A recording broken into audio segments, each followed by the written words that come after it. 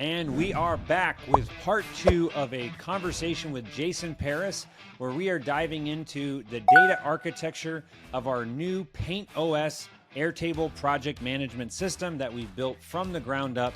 I believe that it is the most comprehensive project management system that anyone has created for painting companies. We take into consideration payroll and job costing, time tracking, invoicing, addendums, change orders, cost plus, commission plans, allowing you to have different commission plans for different sales reps. Literally every single detail that we have come across in talking to over 16 painting companies and helping them through automating their businesses. We have incorporated all of that knowledge into this.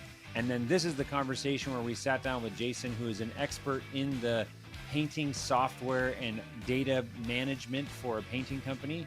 And he gave us feedback and told us what we should consider, things to avoid and whatnot. So if you are a nerd like me and you like diving into the nitty gritty of how data structure happens in the back end of really cool software, that's what we're going to be talking about in this video.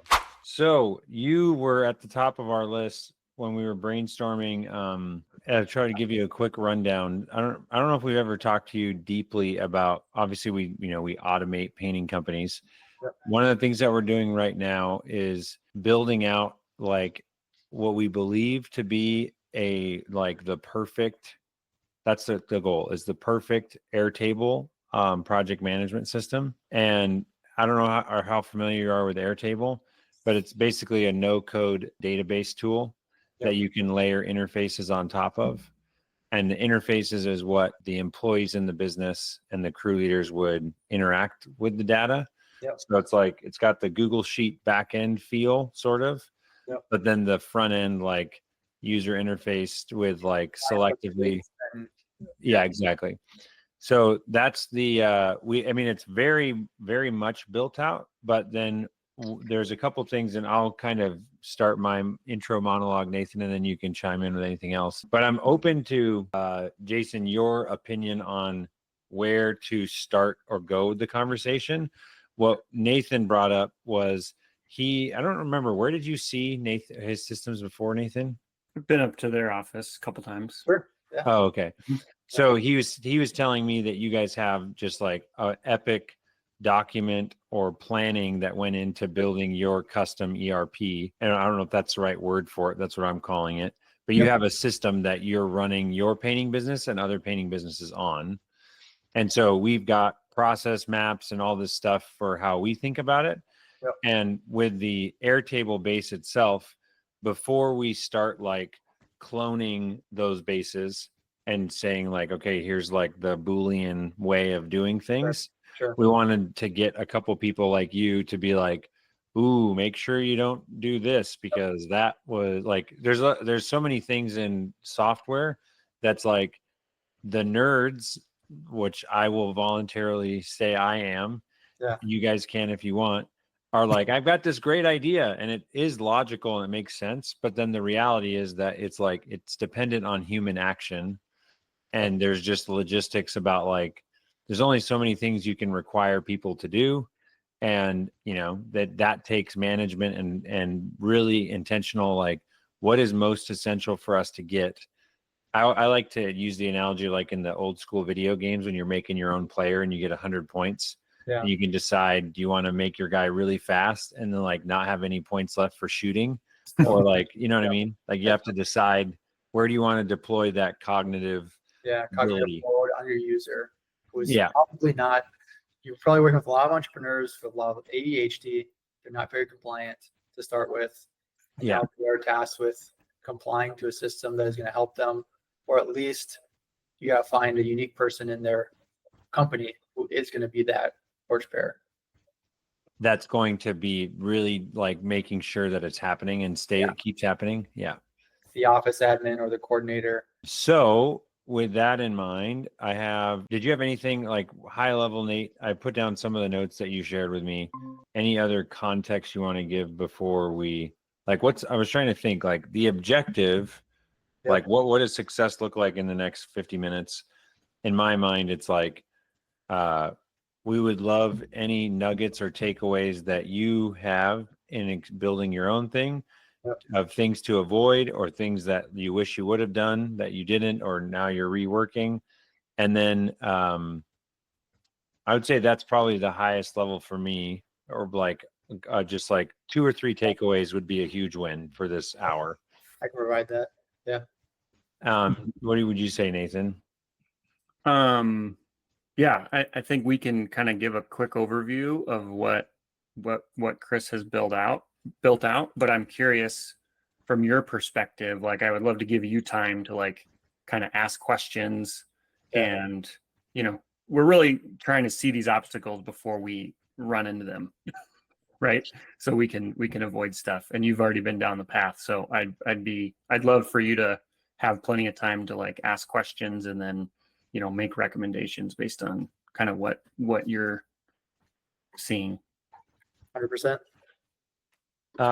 Yeah.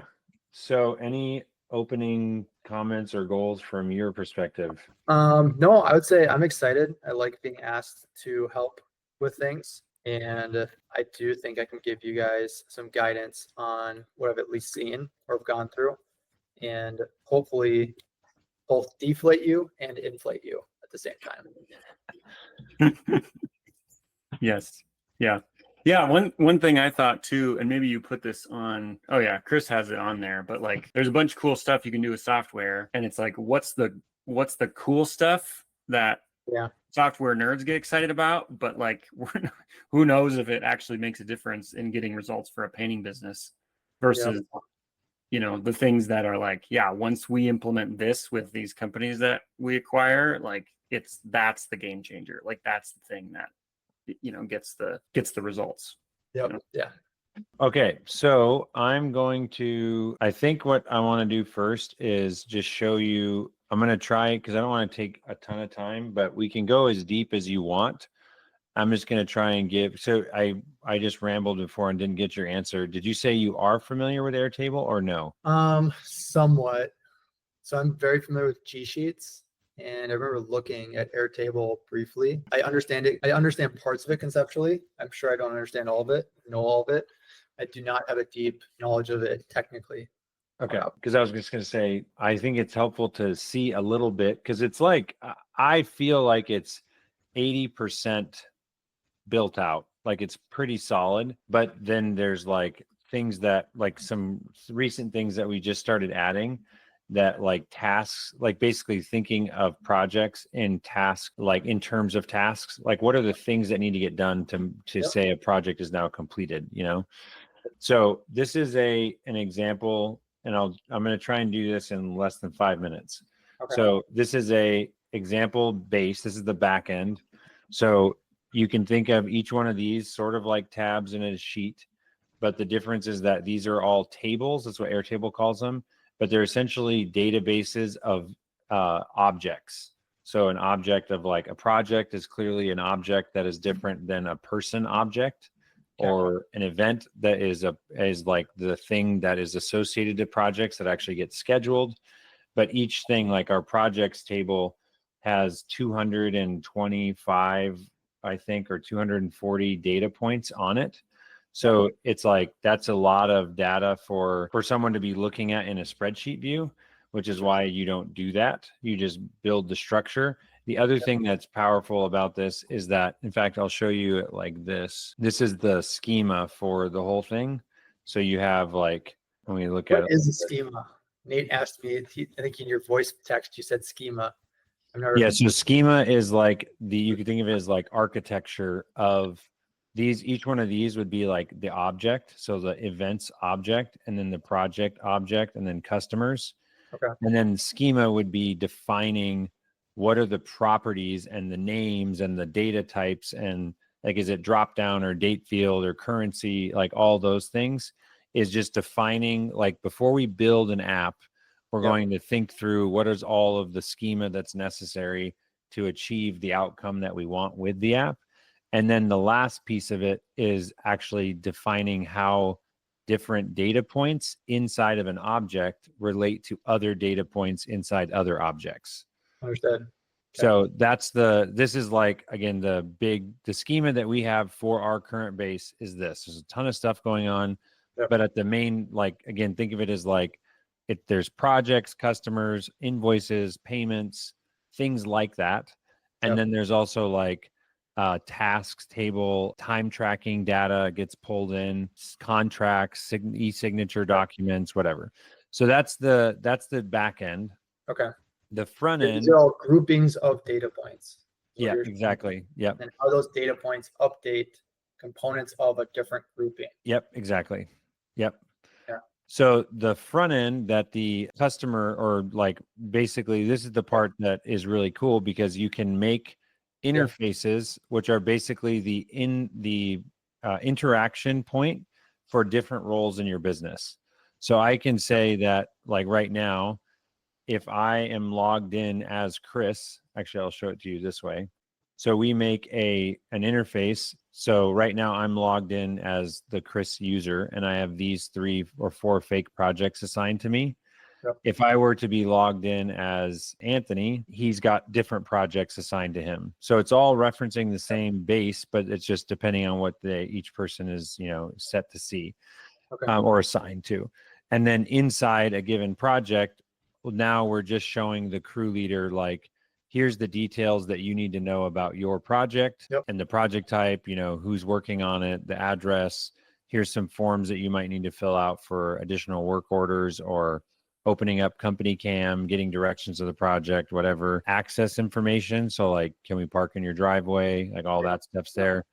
And then anyways, more associated, these are all relationships to documents, additional work order, contracts, other events. So like this project has 3 events that all have different start and end dates, but it's all part of the same project.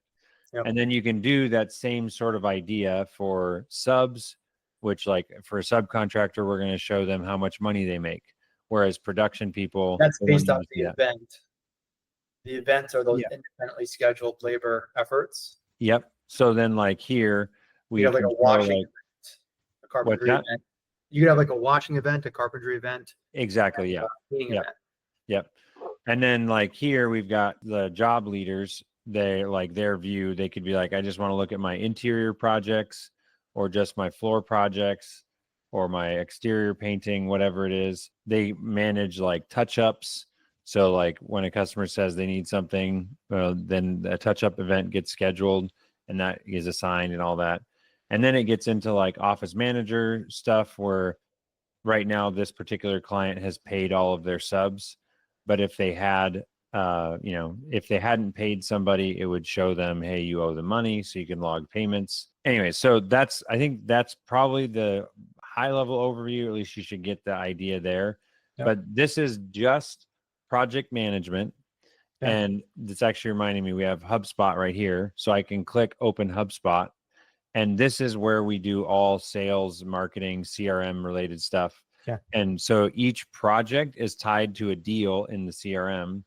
Yeah. But one thing that I have, my opinion, is that the all-in-ones that literally are everything are very expensive to make and maintain, and generally end up lacking features because you have tools like HubSpot that are just inventing new ways to incorporate AI and other integrations. And so our model is like the best CRM, the best estimating tool, the best company cam or, photo management. And then Airtable is kind of like the one thing that is referencing all those when necessary, but then like the source of truth for all data. So all reporting and everything comes out of there. Yep.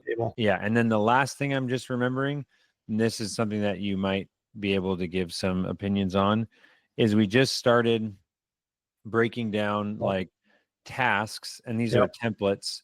So like what has to happen at each phase of the business in order to, so I'm going to break it up into the sections. So pre-production, these are all things that need to get, these are the task names that need to get created. And then for which project types are those tasks relevant? Who does that task get assigned to? So whoever the event job leader is assigned to that. How many days, or like what's the due date? So like when the task gets created, 7 days before the project start date is the due date of that task. And then Yeah, does someone need to approve the task? So that could be the scheduler is on there for like a signing off that it's good. But this is an area where I'd be curious if you have, I feel like tasks, there's the balance of like you want as many as necessary, but as few as possible, because like too many tasks just becomes really annoying to just check off that you like I did think so. something. Like a few quick feedbacks. One, I think you're on with what you want to customize is the project management component, and that there are good solutions in the market for the sales and estimate part component. Mhm. And then like invoicing or whatever, QuickBooks does that just fine. Yeah. But as far as the actual coordination of and management of the project, we're in like a dead spot right now where the service titans of the world, they are focused on HVAC and plumbing. The companies have already professionalized, and there isn't really a market for this typically.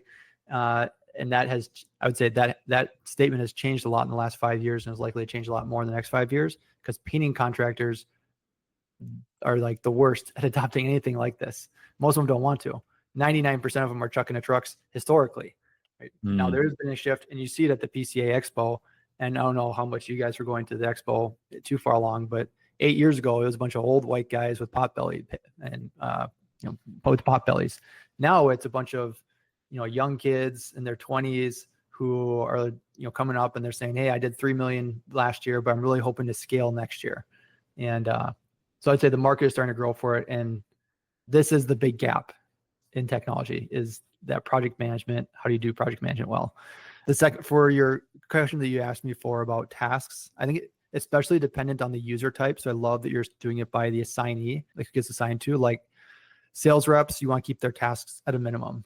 It's almost like a task report for their VP to manage them well.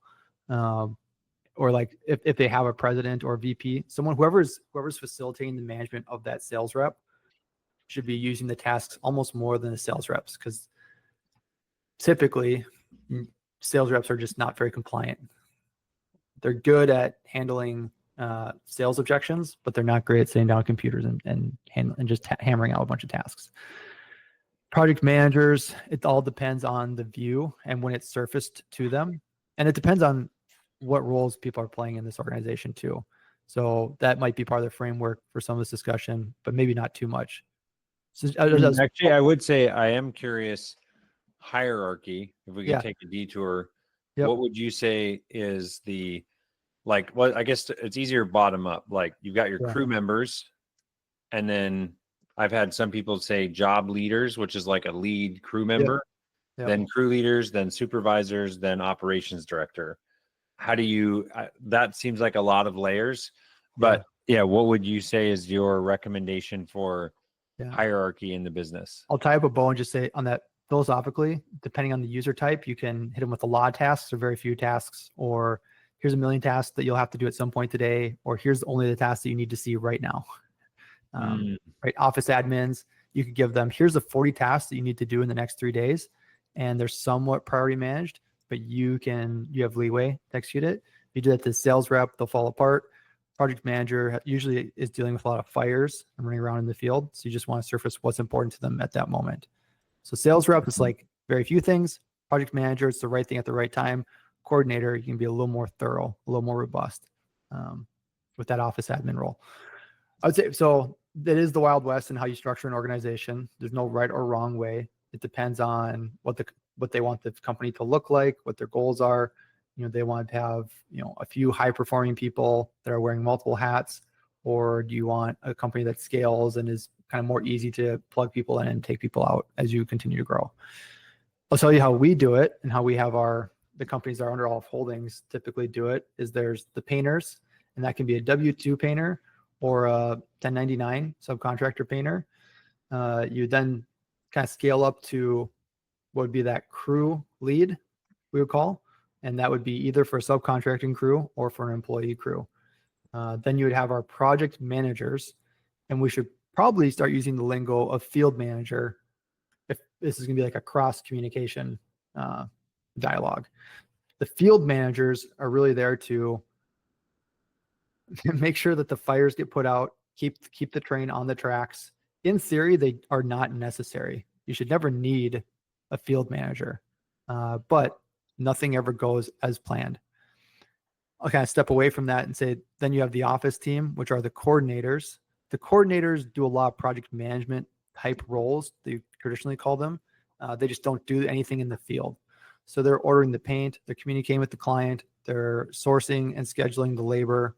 That's basically it. They're making sure that the client knows what's happening, the labor knows what's happening, and the materials know what are happening. And all those things are correct. They're communicated to at the right place in the right time. Once they do that, like I said, in theory, the crew shows up, the client is reasonable, everything just executes and happens. The field manager is there because things don't always go as planned. And does the field manager do any painting? No, I mean, it's up to them. No, in our model, no. They may choose to do a touch up for a crew. So say, hey, I'm going to do you. I inspected this. You and I walked around. It was good. Walked around with the homeowner. There's a spot on the chimney. I had my ladder. I grabbed the brush. I hit it, and I got it done for you. You owe me a taco next week. But no, they don't paint. Okay. Yep. And then you have your sales project coordinators. Those are in the office behind. They're in the office. They are just a bunch of gals clickety clacketing. They have 3 monitors, and they're just kind of executing all day, every day. They're that interface. They're in between when a job gets sold until paint hits the wall. Okay. Yep. And then once the paint starts, then Yep. it's basically field managers from there Yep. on. We call them project managers, but that word doesn't make sense to most people. And so I'm going to call them field managers. So before a job is sold, it's owned by the sales rep who can reach into those other buckets for support. So they may reach out to a project manager or a field manager and say, can you give me some advice on what paint to use? But they ultimately own that. They own the job until it's sold. Once it's sold, it's owned by the coordinators. Coordinators could reach out for help from the sales rep. Hey, what did you communicate here? Or, hey, I'm seeing this on the schedule. Can you confirm that? But they own it until the paint starts. Once the paint starts, it's owned by that field manager rep. They may reach back out to coordination or reach it back out to the sales rep, but it's owned by those individuals at the 3 different stages. And then how do you guys define sold? So we define sold once it has a contract and a deposit, or it could be or a deposit, I believe. So like if someone doesn't pay a deposit, I could still say, hey, they signed it. And then the project coordinators are following up with them for the money. I believe so. I know that's evolved. I mean, back when I was, didn't matter if we had a contract or deposit, we were showing up. And then, Mr. Johnson, the husband, is like, my wife did what? No, you can't wash our house. Get out of here, punk. And that's funny. You have enough of those happen. And it's like, all right, we can't schedule things until we have at least a contract or deposit. Maybe it's both now. But then it really comes into who owns capturing those things. And is that the best use of a salesperson time? Is the best use of a coordinator's time? Does the coordinator have the push and pull to get it? I think this is jogging my memory, and I'm not involved a ton of the day-to-day, but jogging my memory a little bit. I think it goes to the coordinators. The coordinators have like a week, maybe 14 days to collect it. Then it gets marked unsold, and it goes back to the sales rep. Okay. Because you don't want sales reps just like administratively following up on people. Yeah. But also, if they're not going to actually sell, you want the sales rep to be like, hey, why don't you stop by their house and see if this is actually happening or not? Okay. I like that process. So basically, the sales rep is not in charge of, I don't know if this is what you're saying, but I resonate with, I'm not a fan of companies that say we need a deposit in order for the sales rep to win it.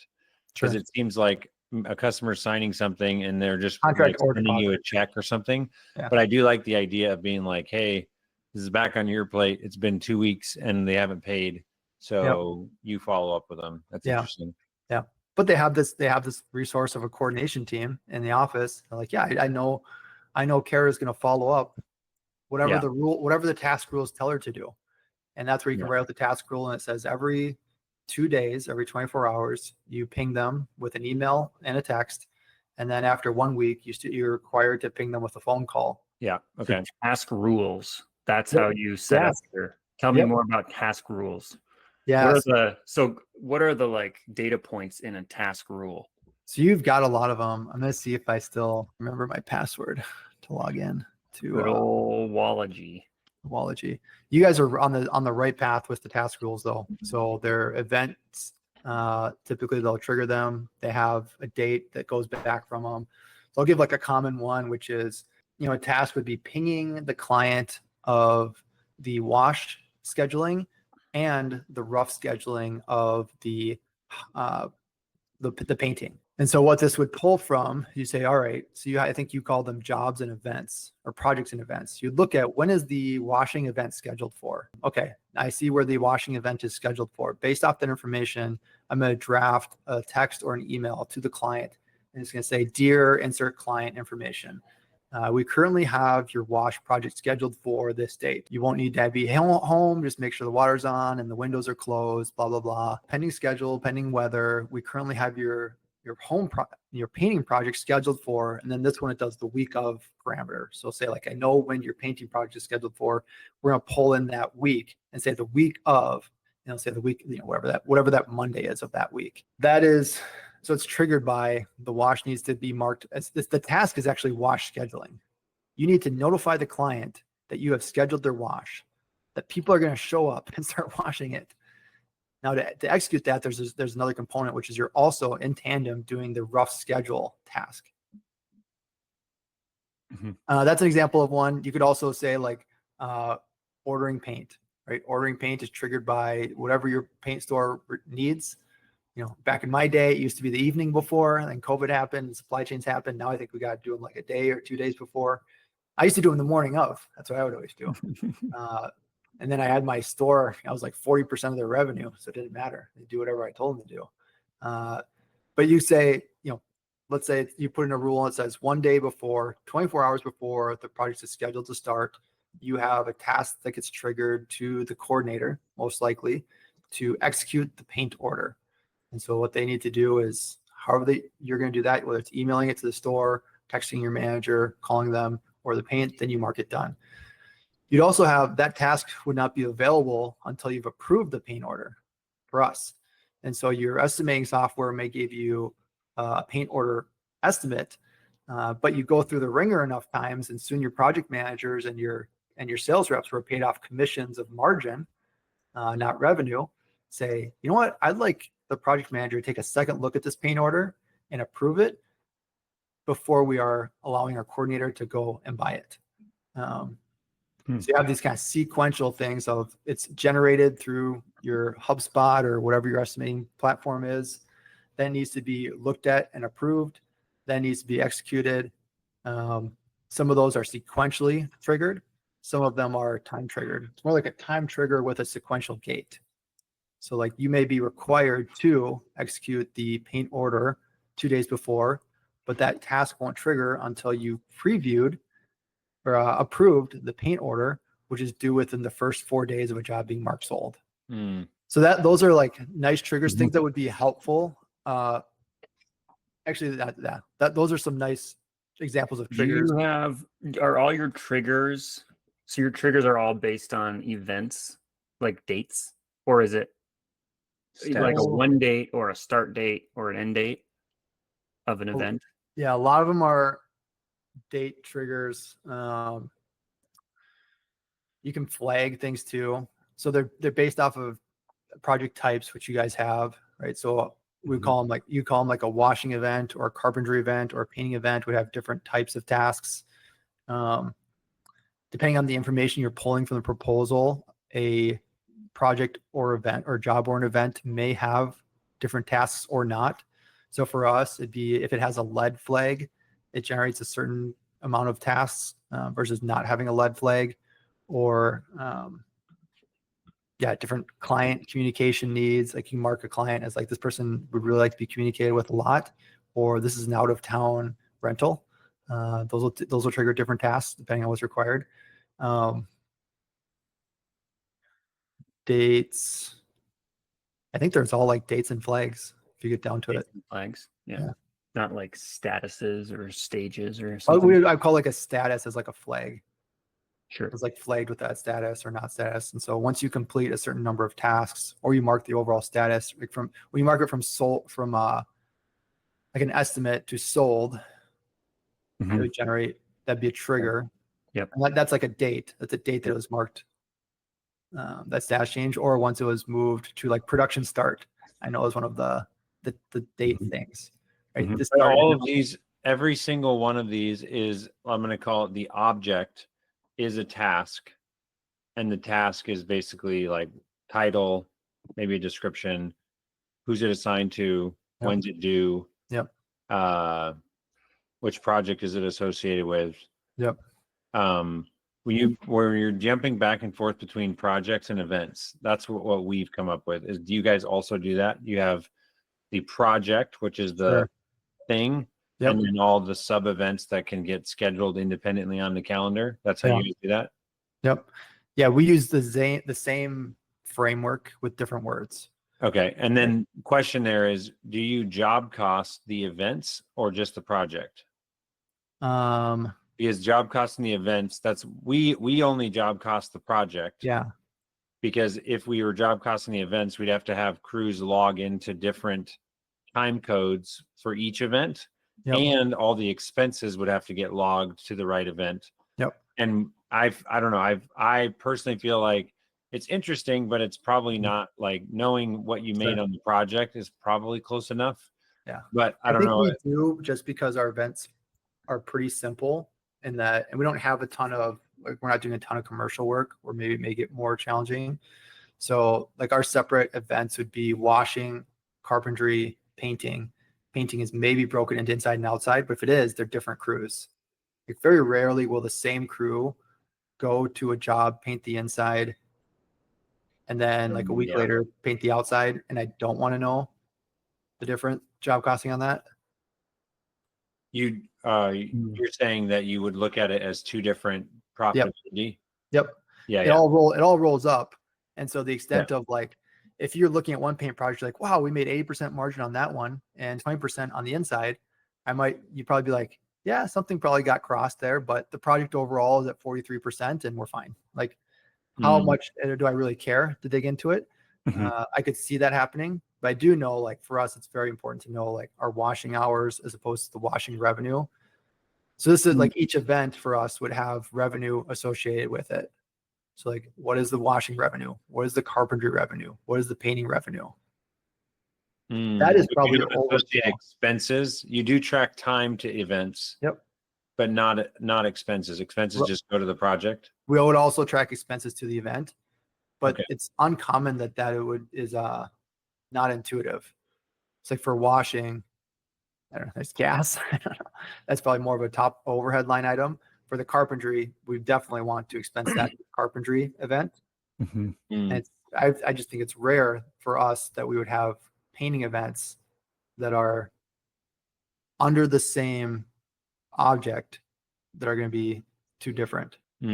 So yeah, you're saying that I think I'm tracking with that. Basically the project, when do you decide to make a separate project? So we call them independently scheduled labor efforts. Now Okay. there's some nuance there of, like, is this a continuation of the effort, or is it really separately scheduled? So we will separate out like a punch effort. And that's what you're calling events, or that's the project? Those All are right. So we call them, there are clients who have jobs and jobs that have projects. I think you use projects how we use jobs. Okay. You call your project. So if I'm mixing it up, Yeah. sorry about that. I'm trying to stick with your lingo.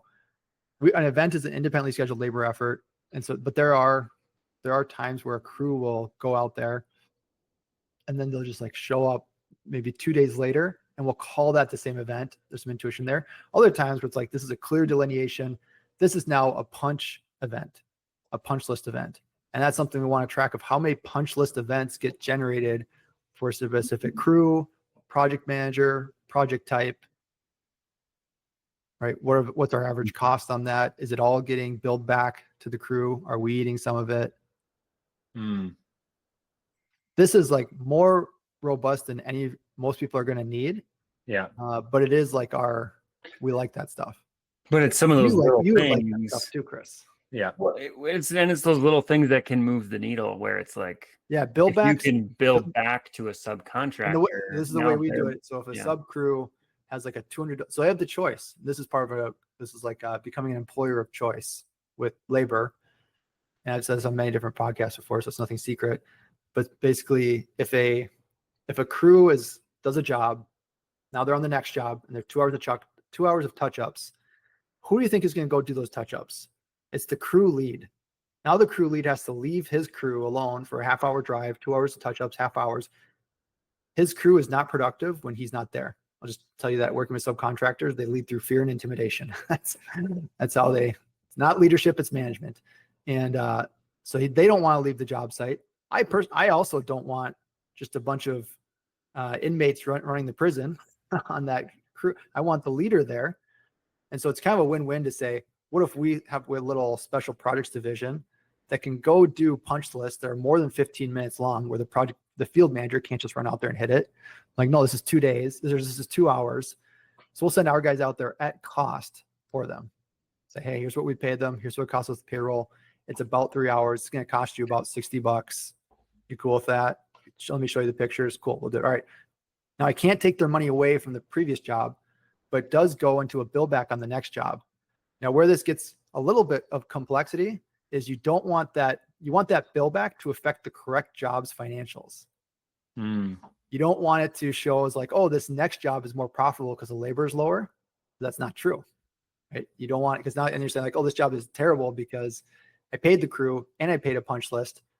Now this margin's down, but this margin's up, and they're sold by 2 different sales reps. Now everybody's pissed. Actually, only one guy's pissed. So I want to restate that. The way I'm thinking about that is, you're saying a punch list is the touch up, basically. Yeah, that could be an event type. That's an event type, and I was kind of explaining why we like to job cost them separately. Okay, so the event type. And there's also a warranty event type, which is another thing that we would like to job cost separately. Yeah, but it's so you go, and that's why. Okay, so you're job costing at the event level for everything, because then you can look at like, all expenses get logged to the individual event. That makes sense to me. Do event and warranties and all that. If you're doing a warranty event on a project that had carpentry interior and exterior, does that warranty event have a project type? Yeah. And it would just be whatever carp or whatever. So it's actually like a what are your event types? Warranty, bill or punch list, and then just like project? Yeah, warranty, punch list, washing, carpentry, interior painting, exterior painting. But then how do you do a carpentry warranty? You go in, you can only generate a warranty from an event type. So for us, we have like these tiles, and you say you click on the warranty or on the carpentry project type, which is event type for you guys. Yeah. You say generate a warranty from that. Okay. And then also when you're selling a contract to that same homeowner with 3 carpentry, washing and painting, let's say. Yep. You in the agreement that got sent to the customer, the estimate, that was all 3 projects in one total amount that the customer paid. And then you guys split that into separate events based on the project types once it comes back in the system. You got it. Yeah. It's actually broken up on the front end when you estimate it. It's then rolled up into a client view. Then it's sparsed back out on the project management side. And so do you guys do numbering that it's estimate number? You got it. And then it's like a -1. 1 is like always painting or washing. -2 is always carpentry. -3 is always exterior. -4 is So same number as the estimate, but then you just add the hyphen, whatever sub project number it is. Yep. And then do you put for warranties? Do you have a hyphen? Like hyphen, anything that starts with like a 6 or greater or whatever the number is past the standard project skill types. Okay. Or event skill types. That's also helpful when you start to give that coordinator some logic of how do you start to smart schedule these things. This is something we're working on right now. Is AI is like a fancy word. It's more of just an algorithm of here's some recommendations of where you would schedule this event. Like, well, here's crews that have availability for the timeline code that was promised during the proposal. and communicate in during the coordination discussion. So there's a timeline component. There's also a skill component. Not all crews can do carpentry. Not everybody who paints outside can paint inside. And then there's 2 other types of components that we will track. One is the client needs. So 2 broader categories. One are client needs. The other is the needs of the job site. So does it have difficult terrain? And what's the detail level required? And so different crews will have badges, skills, and then obviously availability. Badges would be like I can hang off a cliff with a rappelled rope. Low badge would be give me a single story rambler and that's it because I'm really old. Or it may be give me a exterior Victorian with 7 different colors. Otherwise it's, hey, I can do like front face 2 color cuts of an exterior house. Communication needs are, hey, this person wants like a philosophical discussion of their colors every morning. The other was like this person, like the crew does not have to speak English because the homeowner doesn't care or isn't around. Right. And it's nice because you don't want to, if you have people who have like specific needs, they could get booked out super far. Now you can't sell those jobs for 2 months or you're losing jobs. So you want to fill up your entire labor pool that doesn't have those like niche needs so that you have capacity for the people who need it. Do you, whose job is it to compile the needs and is that the sales rep? So definitely a collaboration between the sales reps and the coordinator. Okay. The sales reps presented initially, and then it can be edited and adjusted as the coordinator goes through it. Same thing, the project manager initially generates the crew's badges, skills, and then that can get updated by the coordinator as they see fit. And this coordinator role, those are really like the software-y compliant type people. That was the last thing that I did in Paris painting. I was in the coordinate. That's what I would love to do all day, every day. It's like fun stuff. The people back there, they're just a bunch of nerds who would get sunburned if they walk around it too much. That's awesome. Your components were timeline, and then there was like crew skills, which was broken into badges and levels. So yeah, I call them like, so like a trigger for a task would be based off of the needs of the project or the event, but also the event type. So I was saying like, yeah, there's event types, like there's carpentry events, there's washing events. Those will trigger different types of tasks, both on the scheduling component or just preparation or follow through checklist. Okay. So I'm keeping an eye on time because I got another meeting also. Yeah. I'm trying to decide what's the next logical thing to tackle because I have another topic, but I'm worried it's going to be too big of a topic. Sure. Do you have anything else, Nathan, on this to wrap up? No, I was just going to ask, like, what are the big needle movers? But that was the last thing on my mind. Yeah, do that. Let's do that first. Yeah. So yeah, the stuff that's like been interesting or cool to like, oh, look at this report, but it doesn't move the needle versus the things that are like, yeah, when we were able to track these things and pay this way or add these tasks and give them to the people in this certain way, it was like magic. I think a lot of it flows from having the ability to truly align people's compensation to the margin. And there's a lot of data tracking, like kind of like I was just explaining how Billbacks happen. There's a lot of data tracking to do that accurately and to do it well.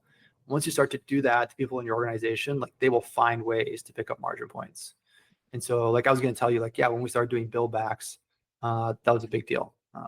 But that's because the project managers and the sales reps are tied into the margin and they're asking for that feature. They want to figure out how to make it happen because they were seeing some discrepancy of when it actually got hit.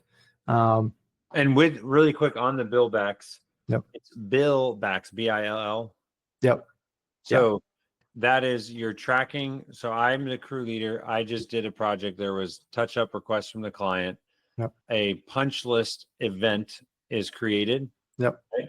And then every time someone else goes back, or do I sometimes have the choice? You have the choice. The crew has a choice. Yeah. Okay. So I could say, no, I'm going to do it, but knowingly like this might impact negatively the job I'm on. Yep.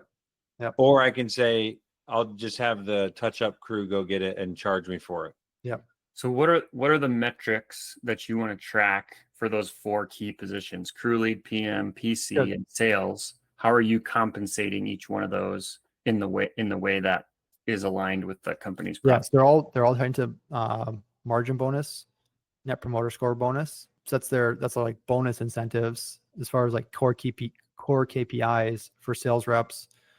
It ultimately bubbles up to a cost on margin. So what does it cost to pay for both the sales and the marketing to acquire $1 of margin? Mm-hmm.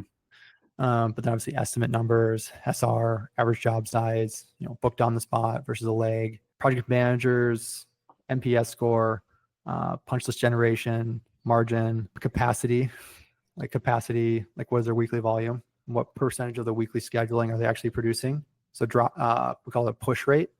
So what percentage of what's scheduled gets produced versus pushed? And then for the coordination team, it's 2 numbers, which is scheduled and ready. So what gets scheduled on the wall each week? So when you go on Monday, what percentage of the production goal is already scheduled? It should be above 100%. And then what is the ready rate? So of those, let's say you need to have a 100K goal for a project manager. You have 130 scheduled, but only 80K is ready. And then we have triggers and tasks for ready. For us, just to speak simply, it's contract deposit are in, colors are settled, labor is approved, and client knows the medium scheduling, like not the day before scheduling, but they know like we're going to start your job either Thursday or Friday. So client knows the scheduling, paint orders have been approved, labor has accepted the work order, colors are settled, options are settled, contract and deposit are in. Now that has to happen.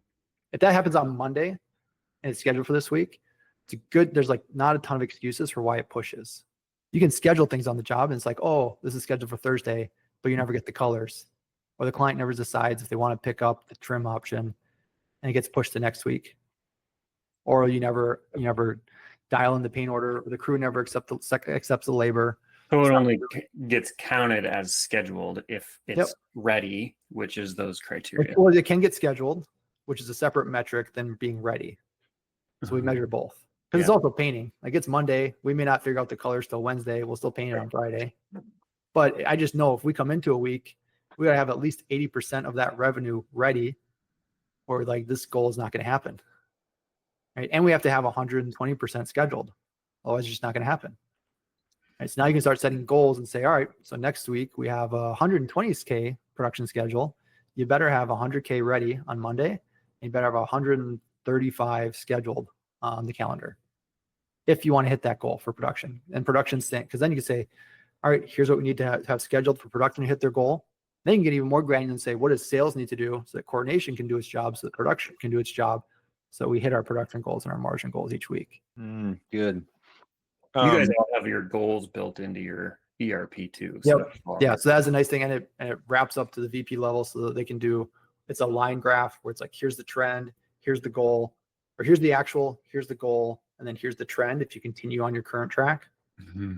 And that's where you can say like, yeah, we gotta drive, or just don't fall off this much. Mm-hmm. Why have you not tried to sell this to others? Yep. I think adoption is the biggest challenge. It's an industry of painting contractors, and they will not adopt this. This software is built for a company that's probably $3 million plus. And there's not been a market that's worth the customer service for us.